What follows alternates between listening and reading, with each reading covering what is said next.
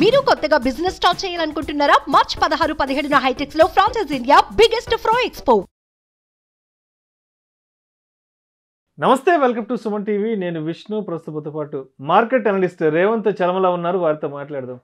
Sir నమస్తే. Sir నమస్తే అండి. రేవంత్, దీనికి ముందు ఎపిసోడ్లో మనము ఈ ఫ్రాక్షనల్ ఓనర్షిప్ గురించి, అదేవిధంగా రియల్ ఎస్టేట్ ఇన్వెస్ట్మెంట్ ట్రస్ట్ గురించి మాట్లాడుకున్నాం కదా. అయితే రీసెంట్గా ఒక 5-6 మంత్స్ బ్యాక్ మీరు కూడా ఈ రియల్ ఎస్టేట్ ఇన్వెస్ట్మెంట్ ట్రస్ట్ కాన్సెప్ట్లో బయట ఎక్కడ ఒక లొకేషన్లో మీరు కూడా ఒక ఇన్వెస్ట్మెంట్ చేశారని కూడా నాతో మాట్లాడారు. ఏంటి అసలు ఆ ప్రాసెస్ ఎలా జరిగింది, ఏంటి, అది ఎంతవరకు వచ్చింది, ఎంతవరకు కంప్లీట్ అయింది ఇప్పటి వరకు? సార్, బేసిక్గా మా ప్రతి ఒక్క సామాన్యుడికి రియల్ ఎస్టేట్ ఇన్వెస్ట్మెంట్ పెట్టాలనేది ఒక పెద్ద కాలైనట్లయితే అది ఒక రెంటల్ ఇన్కమ్ ఇచ్చేదైతే గనక చాలా బాగుంటుంది అని చెప్పేసి అందరూ అనుకుంటూ ఉంటారు. సో ఒక సెకండరీ ఇన్కమ్ కింద యాడ్ అవుతూ ఉంటుంది. సో మనకి గోయింగ్ ఫర్దర్ వాటి యొక్క రెంటల్స్ కూడా బాగా వస్తూ ఉంటాయని.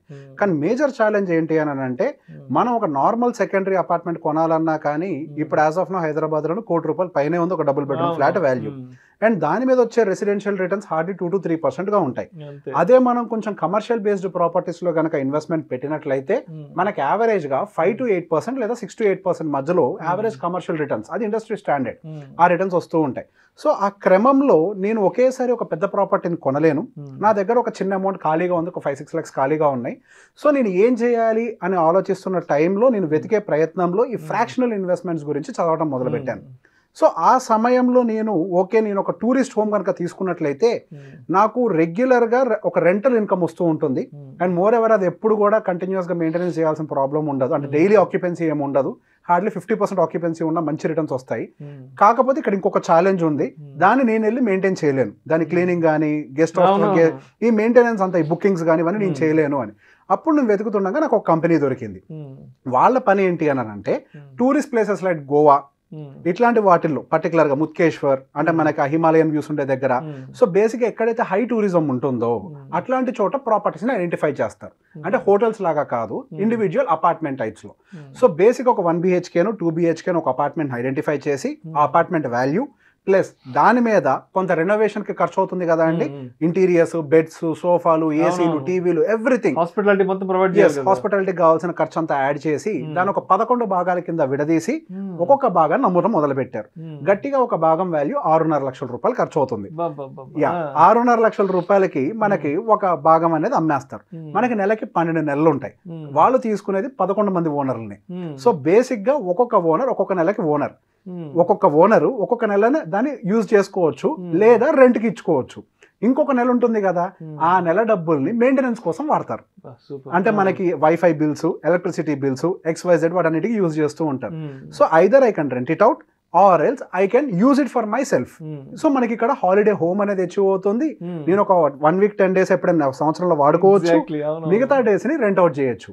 ఆ రెంట్ అవుట్ ప్రాసెస్ కూడా కంప్లీట్ గా మనమే చేయాల్సిన అవసరం లేకుండా దాన్ని Airbnbలో వాళ్ళు ఇచ్చేస్తారు. ఇది ఒకటే కాకుండా వాళ్ళకు సపరేట్ పోర్టల్ ఉంటుంది. ఫర్ ఎగ్జాంపుల్ ఇప్పుడు నా ప్రాపర్టీ గోవాలో ఉంది, నేను ముత్కేశ్వర్ వెళ్ళి ఉండాలనుకుంటున్నాను.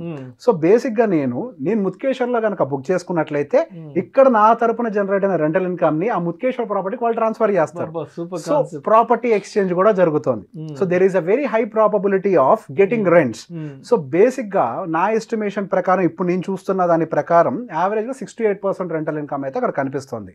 సో బేసిక్ గా మనకి యావరేజ్ గా దాని ప్రాపర్టీ వాల్యూ ఒక 6% పెరిగినా, నాకు వస్తున్న రెంటల్ ఇన్కమ్ ఒక 6% ఉన్నా, యావరేజ్ గా దాని CAGR 12% ఉంటుంది, which is equal to Nifty, Sensex, bank Nifty.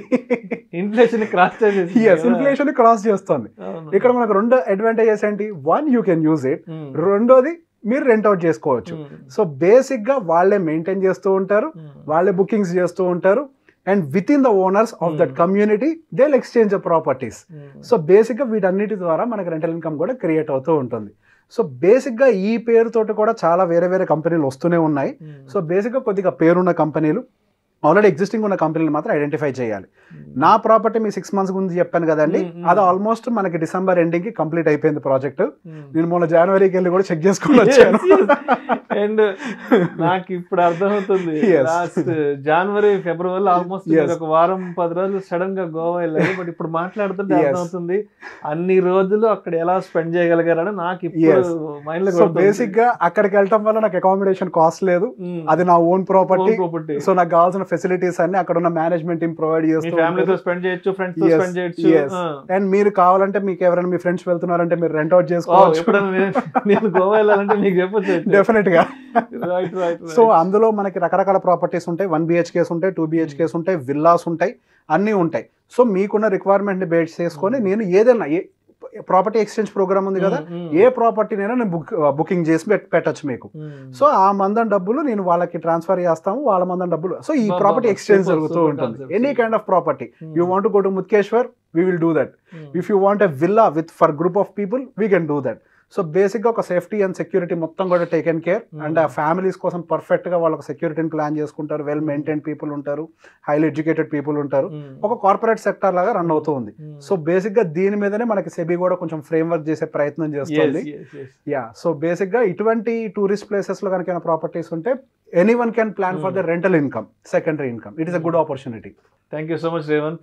So మొత్తానికి నాకైతే ఇప్పుడైతే క్లారిటీ వచ్చింది. లాస్ట్ 2 months బ్యాక్ మీరు 1 week 10 days గోవాలో ఎందుకు అంటే అన్ని డేస్ అక్కడ ఎలా హాలిడే స్పెండ్ చేసి వచ్చారని అర్థమైంది. సో మొత్తానికి మీరేదైతే ఈ రియల్ ఎస్టేట్ ఇన్వెస్ట్మెంట్ ట్రస్ట్ కాన్సెప్ట్లో మీరు ఎక్కడైతే ఇన్వెస్ట్ చేసి మీరు ఎక్కడైతే ఓనర్షిప్ తీసుకున్నారో ఆ ప్రాపర్టీలోనే మీ హాలిడేని ఒక 1 week 10 days ఎంజాయ్ చేసి వచ్చారు.